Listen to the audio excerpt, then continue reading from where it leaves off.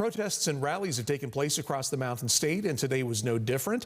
12 News' Dakota Swiger joins us now in the studio to tell us about one that happened this afternoon in Morgantown. Dakota?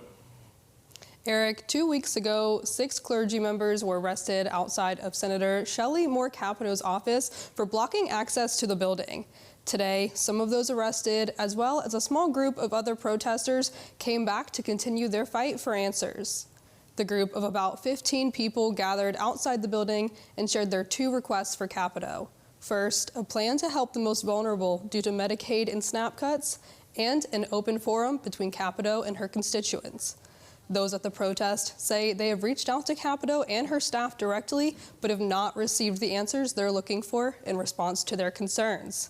They returned this week to show that they are not backing down on what they consider to be 2 small requests for the senator, and left a letter outside of her office signed by those in attendance.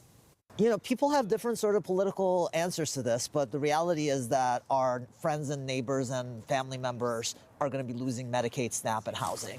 So we want to see what her answer is. And then secondly, to have an open public forum where you answer constituents' questions.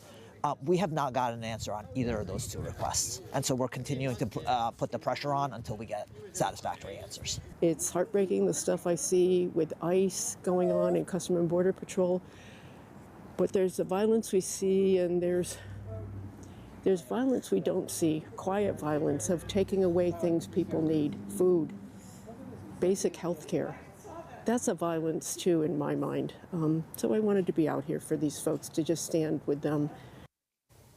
The court date for those arrested is set for March 4th, and the clergy plans on marching from the Monongalia County Courthouse to Capito's office to continue making their requests. Reporting in the studio for 12 News, I'm Dakota Swiger.